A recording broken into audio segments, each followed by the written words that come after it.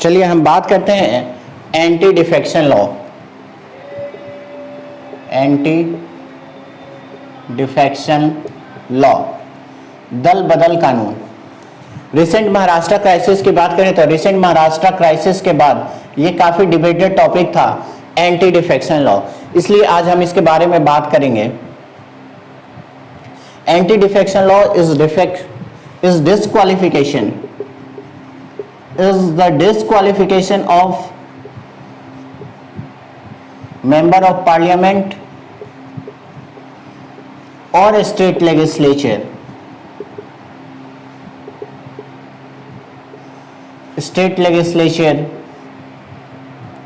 on the ground of defection from one political party to the another। जिस political party से वो representative जीत के आए हैं, चाहे वो पार्लियामेंट के हों या स्टेट लेजिस्लेचर के, अगर वो जीतने के बाद वो पार्टी छोड़ के दूसरी पार्टी ज्वाइन करते हैं तो उनका कैंडिडेचर रद्द हो जाता है। That is anti defection law. 1985 58th amendment act. इस टाइम आर्टिकल 101, 2, 191, 92, 190, 91 ये चार आर्टिकल्स में संशोधन किया गया था और एक नया शेड्यूल लाया गया था, 10th schedule, which deals with anti defection law. कब कोई मेंबर ऑफ पार्लियामेंट या कोई state representative of state legislature disqualify होता है उसे हम देखेंगे। When he voluntarily gives up his resignation,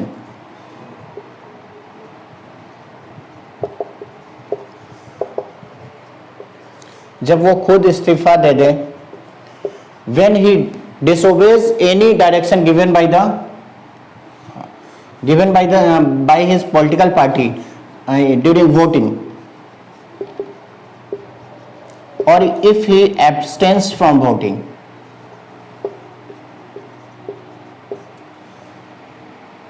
and that too if condoned by his party within 15 days।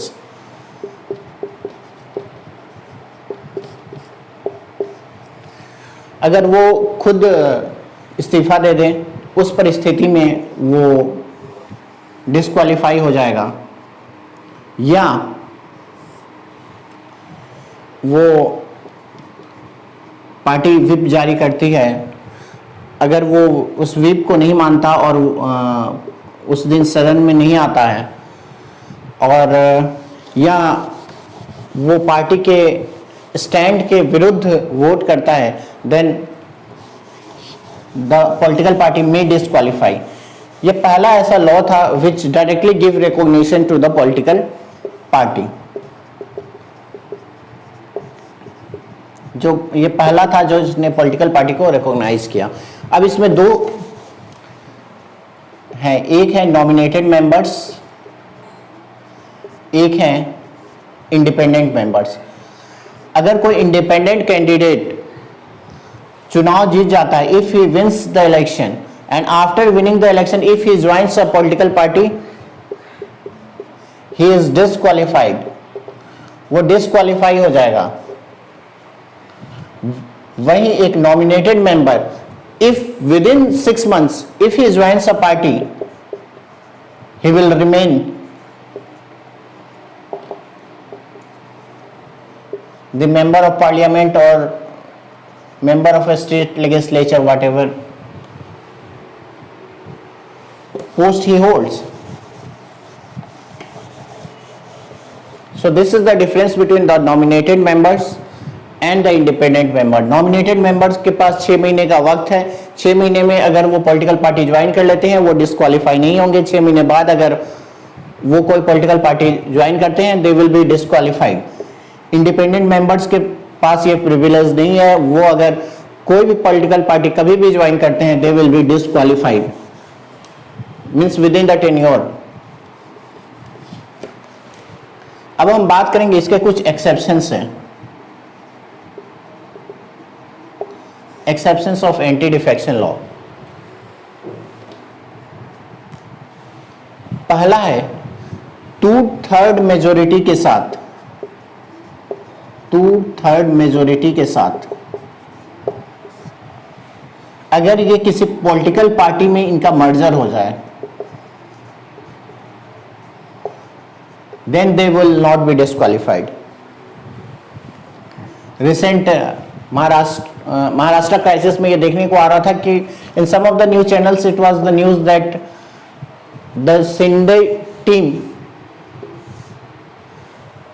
may merge with one of the political parties of Maharashtra, particularly dominant in Maharashtra. So this was the case if Shinde camp had 2/3 majority, and if they would have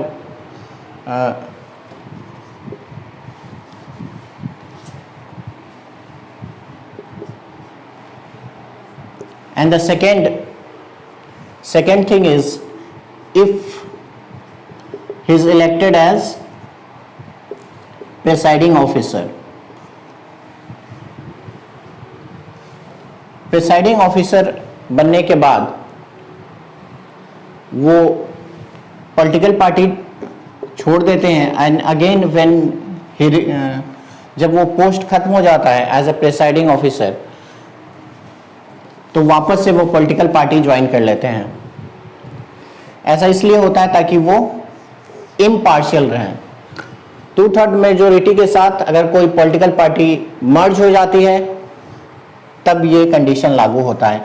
in 2003 there was an amendment, और उस amendment के अनुसार पहले जो split में ये privilege था कि अगर पार्टी स्प्लिट होती है 1/3 मेजोरिटी के साथ तो वो डिस्क्वालीफाई नहीं होंगे, इसे हटा दिया गया। अब सिर्फ 2/3 मेजोरिटी के साथ अगर मर्जर होता है तो ही एंटी डिफेक्शन लॉ लागू नहीं होगा, तभी वो डिस्क्वालीफाई नहीं होंगे।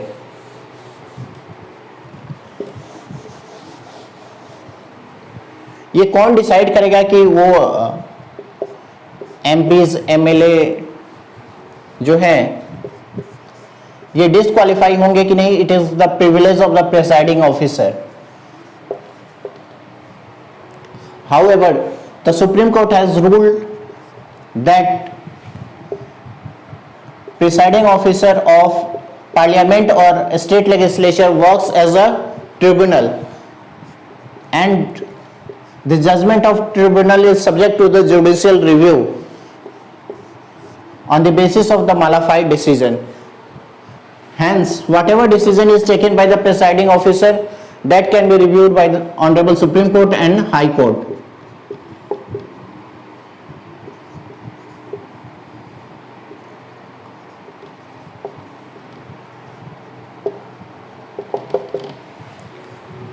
चलिए, इसके कुछ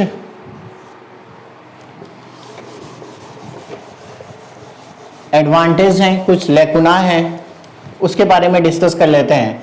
एंटी डिफेक्शन लॉ ये पॉलिटिकल स्टेबिलिटी प्रोवाइड करता है। Unplanned expenditure, when any political, अगर एंटी डिफेक्शन लॉ नहीं होता तो then in that case the member of parliament और the members of the state legislature in lieu of wealth or post, they may disintegrate their their parent political party and may join others, but as the anti defection law prevails, they can't do so. So unplanned expenditure of election is prevented.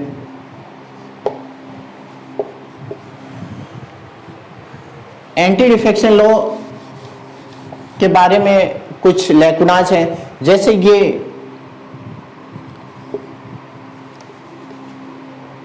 Retail defection को तो prevent करता है लेकिन wholesale defection को prevent नहीं करता। मतलब अगर 2/3 मेजोरिटी के साथ कोई पार्टी तोड़ के दूसरे पार्टी के साथ मर्ज हो जाए, देन दैट इज वैलिड, उनकी सदस्यता पे कोई खतरा नहीं है।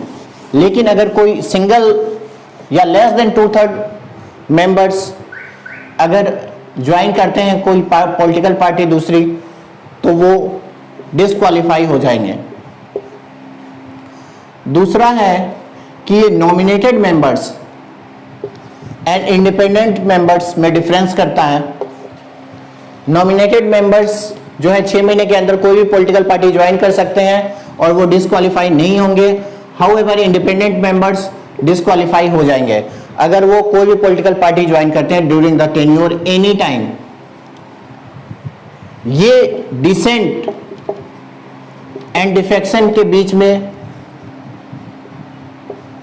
अंतर नहीं करता। There is no difference between dissent and defection. Party bossism prevails. ये इसके कुछ लैकुनाज हैं। एंटी डिफेक्शन लॉ लाने के पीछे काफ़ी चर्चा हुई। दिनेश गोस्वामी कमेटी, उसके अलावा काफ़ी दिनेश गोस्वामी कमेटी जो इलेक्टोरल रिफॉर्म्स के बारे में बात करती है, उसके अलावा जो दूसरी कमेटी जो बनी थी कॉन्स्टिट्यूशनल रिफॉर्म के बारे में, उन्होंने भी टाइम पे बताया कि हमें एंटी डिफेक्शन लॉ लाना चाहिए। आफ्टर दैट इसमें अमेंडमेंट होता है 2003 में एंटी डिफेक्शन लॉ। अब इसके अनुसार prime minister and minister of his council, including prime minister and minister of his council, should not exceed 15% of the total strength of the parliament. और same case है chief minister and minister of the states, means council of the state, council of the minister of the state should not exceed 50% of the state assemblies or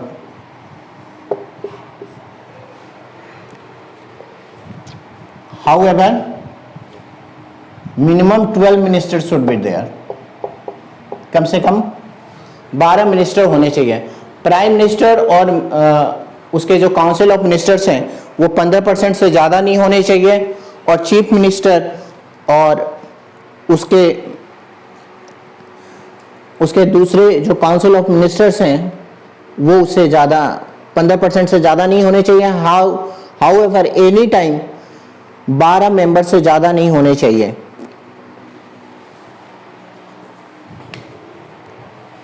अगर कोई member of parliament या member of state legislature disqualify होता है as a member, तो वो as a minister वो appoint नहीं हो सकता। उसके बाद जो इन केस ऑफ स्प्लिट जो प्रिविलेज था कि 1/3 मेंबर्स अगर स्प्लिट कर दें कोई पॉलिटिकल पार्टी, तो वो डिस्क्वालीफाई नहीं होंगे, उसे हटा दिया गया।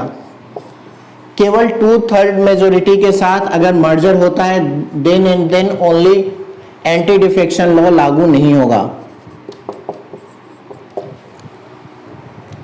Okay, thank you. That's all about anti-defection law. From time to time it comes into play in our life. लगातार हम देखते रहते हैं न्यूज़ में एंटी डिफेक्शन लॉ के बारे में, चाहे वो कर्नाटका हो, चाहे नॉर्थ ईस्ट हो या महाराष्ट्र हो। So it's a very important topic. Okay, thank you.